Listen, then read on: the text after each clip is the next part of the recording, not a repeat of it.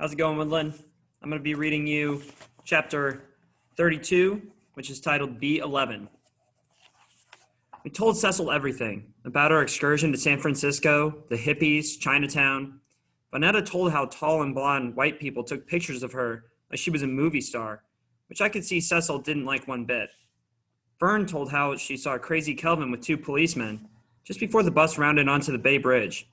She gave us an earful about how Kelvin always said racist pigs, but he let the policeman pat him on the back like he was the policeman's dog. To that, Cecil said, "If you can see that, then you'll write poems, all right." We asked her about being arrested and being a political prisoner and a freedom fighter. Cecil made it sound like it was no big deal. "I've been fighting for freedom all my life." But she wasn't talking about protest signs, standing up to the man, and knowing your rights. She was talking about her life, just her, not the people. Vanetta, wanting more compliments, said, "We put everything back just the way you like it," talking about Cecil's workplace, the kitchen. I didn't expect gushing, but it would have been nice if she gave us more than a nod. We packed all of our things except for the clothes we'd wear in the morning. It was hard to believe 4 weeks had passed so quickly. When Vanetta and Fern had gone to bed, I went to the kitchen to find Cecil hunched over her printer. Pieces of the machine lay on the table. She had the screwdriver in her hand, putting it back together herself. Although I didn't hear the door swing when I pushed it, she had and knew I was there. "I called your father when I got out," she told me without looking up. "Delphine, why didn't you tell him what happened?" I stood there surprised, shocked. It didn't enter my mind that she would have wanted me to call Papa. "We thought you were coming right back." She kept screwing in one of the rollers, still not looking at me directly. "I counted on you to call him. Tell him what happened. I at least thought you'd figure that out. You're the oldest, Delphine, the smart one." She had just told me I was smart and a disappointment, reminding me she hadn't said one nice thing to me. Not one. Papa would have made us come back to Brooklyn. He would have been mad because I didn't do what he said. Look after Vanetta and Fern. And then Big Ma wouldn't let a day pass without telling me for the rest of my life how you aren't nothing but Delphine. You let 7 days pass without calling your father. 7 days. That would have been looking out for Vanetta and Fern. You shouldn't have taken this all on yourself. You didn't have nothing to do with the police arresting me. I didn't have nothing to do with the police arresting me. They came, they arrested me along with the two Panthers they really wanted. And Lewis's mother is going to say whatever she's going to say. That's just how it is. All you had to do was call your father. That was all. My eyes stung. I was spilling over mad. I couldn't stop what I had to say. Even if she stood over me and became my crazy mother mountain and knocked me down, I was spilling over. I'm only 11 years old, and I do everything. I have to because you're not there to do it. I'm only 11 years old, but I do the best I can. I don't just up and leave. I was still on 2 feet. There was no sting on my jaw. My backside hadn't been touched, but I was ready for it. I closed my eyes because I figured the slap wouldn't sting as much when it did come. Instead, I heard metal on metal. I opened my eyes. The sound I heard was a screwdriver missing the groove. Hitting the printer's metal innards, she laid the screwdriver on the table. I had nowhere to go, but I wanted to disappear. Finally, she nodded to the floor and said, "Sit." I did what she told me. There was a lot of silence, but then she spoke. It was just me and my mother until I was 11. I wasn't used to having her attention, having her look and talk to me. All the while she spoke, she didn't lift her eyes from me. A car hit her and she was gone. That was it.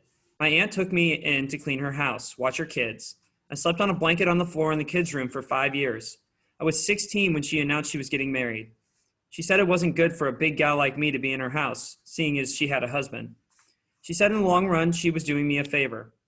Then my mother's sister made me a sandwich I couldn't eat, gave me $20, and put me out. I slept in subways at night. During the daytime, I read Homer and Langston Hughes in libraries. I tried to hide in the stacks, but they always found me and shooed me out.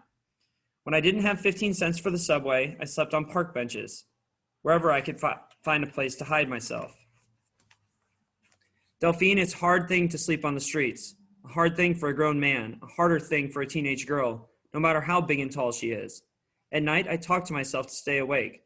I said the poems of Homer and Langston Hughes. I liked the words. They comforted me. Their rhymes, their beats.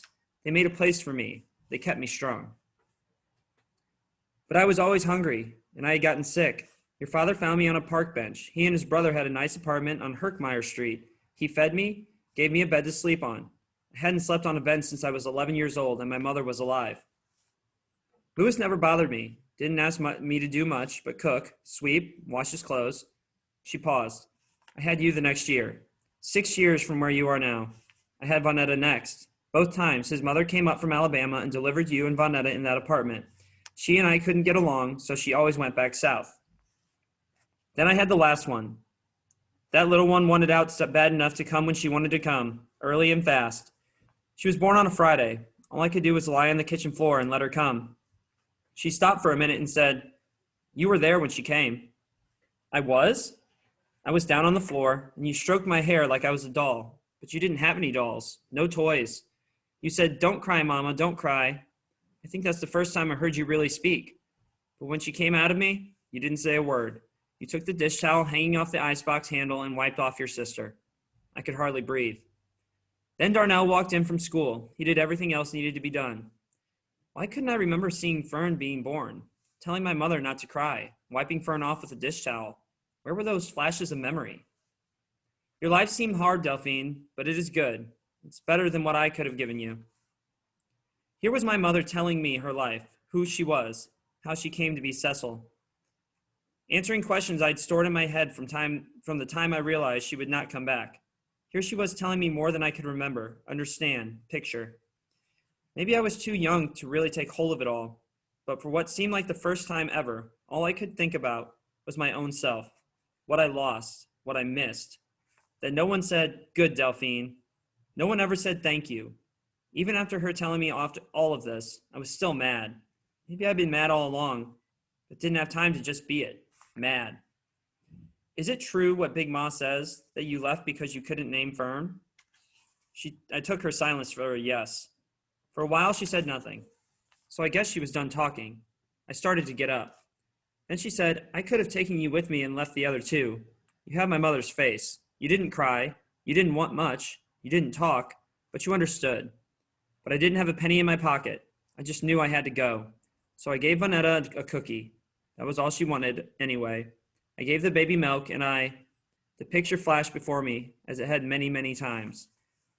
Put the doll baby with Afua, the doll I asked Darnell to go to the store and get. I told you to be good and wait for Papa, then I left. She told me everything I wanted to know and too much. It was too much. I'd have to take it out one piece at a time to look at it. She said, Did I leave because of a name? You'd have to be grown first before I explained. If I told you now, it would just be words.